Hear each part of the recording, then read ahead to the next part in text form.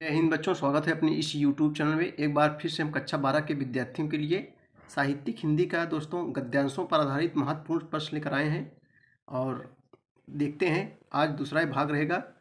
देखो, सबसे पहले दोस्तों दिया गया है, आप गद्यांश दिया गया, इसको पढ़कर आपको उत्तर प्रश्न और उत्तर देना है। तो चलिए देखते हैं। इस चैप्टर का नाम है दोस्तों राष्ट्र का स्वरूप। ठीक है, राष्ट्र का स्वरूप ये है गद्यांश, और इसको हम देखेंगे। देखो, थोड़ा पढ़ेंगे हम लोग।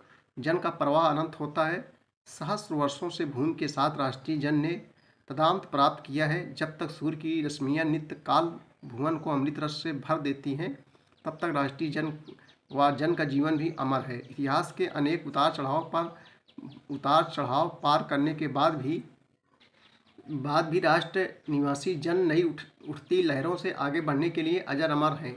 जन का स्वतंत्रवाही जीवन नदी के प्रवाह की तरह है, जिसमें कर्म और श्रम के द्वारा उत्थान के अनेक घातों का निर्माण करना होता है। देखो, कई वर्षों में बच्चों परीक्षाओं में पूछा गया है, तो आपके एग्जाम के लिए 2024 बोर्ड एग्जाम के लिए मोस्ट इम्पॉर्टेंट है।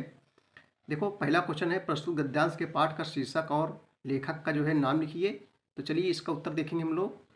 देखो, प्रस्तुत गद्यांश हमारी पाठ्य पुस्तक गद्य भाग में संकलित एवं भारतीय संस्कृति के अध्येता डॉक्टर वासुदेव शरण अग्रवाल द्वारा लिखित राष्ट्र का स्वरूप शीर्षक निबंध से अवतरित है। ठीक है बच्चों, ये हो गया शीर्षक।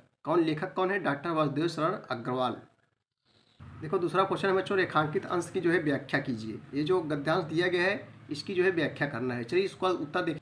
चलिए व्याख्या देखेंगे। देखो तो नदी के प्रवाह के समान राष्ट्र के निवासी भी अनंत काल से भूमि अथवा राष्ट्र में आते रहते हैं और अनंत काल तक आते रहेंगे। यही कारण है कि हजारों वर्षों से भूमि के साथ वहाँ के जन का भी संबंध बना हुआ है। लेखक के अनुसार जब तक धरती पर सूर्य की रश्मियाँ प्रतिदिन धरती को अपने अमृत रस से जीवन प्रदान करती रहेंगी, तभी तक किसी राष्ट्र और वहाँ के जन का अस्तित्व भी बना रहेगा। तीसरा क्वेश्चन देखेंगे हम लोग दोस्त। तीसरा क्वेश्चन है कि राष्ट्रीय जन का जीवन कब तक रहेगा? राष्ट्रीय जन का जीवन कब तक रहेगा? इसका उत्तर देखेंगे। देखो, जब तक राष्ट्र रहेगा और राष्ट्र की प्रगति होती रहेगी, तभी तक राष्ट्रीय जन का जीवन भी रहेगा। चलिए चौथा क्वेश्चन देखेंगे। चौथा क्वेश्चन क्या है बच्चों? राष्ट्र निवासी जन किसके समान बढ़ने के लिए अजर अमर है? राष्ट्र निवासी जन माने लोग होता है, किसके समान बढ़ने के लिए अजर और अमर है? आइए इसका उत्तर देखेंगे। देखो, चौथे का उत्तर है बच्चों, राष्ट्र के निवासियों का निरंतर चलता रहने वाला जीवन नदी के प्रवाह के समान है। इसके समान है, नदी के प्रवाह के समान है। पांचवा क्वेश्चन देखेंगे हम लोग। पांचवा क्वेश्चन क्या है बच्चों?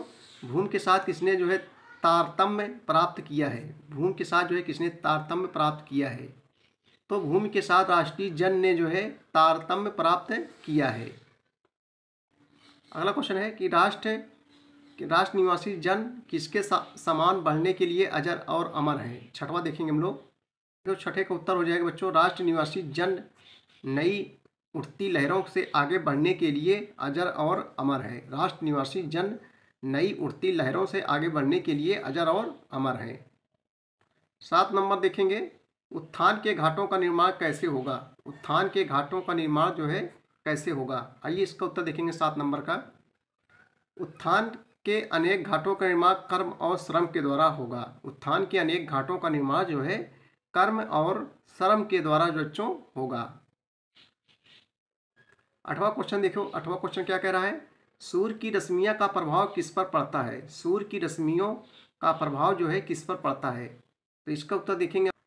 8वें नंबर का उत्तर क्या होगा बच्चों? देखो, सूर्य की रश्मियाँ प्रतिदिन धरती पर पड़ती हैं और समस्त प्रकृति तथा जीवों के लिए जीवनदायी अथवा अमृत के समान स्थित होती हैं। सूर्य की रश्मियों का यह क्रम अनंत काल से चला आ रहा है और आगे भी चलता रहेगा।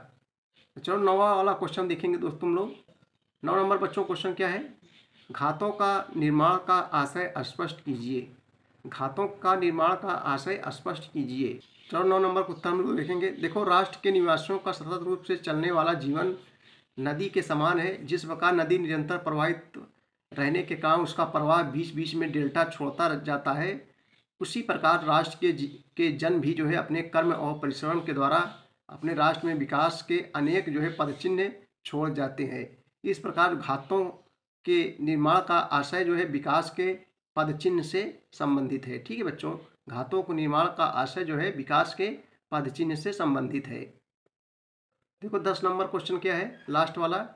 राष्ट्र निवासी जन किस लिए जो है अजर और अमर है? राष्ट्र निवासी जन किस लिए अजर और अमर है? तो चलिए इसका उत्तर हम लोग देखेंगे। 10 नंबर का उत्तर देखेंगे बच्चों। राष्ट्र के निवासी जन अपने कर्म और परिश्रम के द्वारा अपने राष्ट्र में विकास के अनेक पदचिन्ह छोड़ जाते हैं, इसलिए वे क्या है बच्चों? अजर और अमर हैं। तो ये थे बच्चों मोस्ट इंपॉर्टेंट गद्यांश।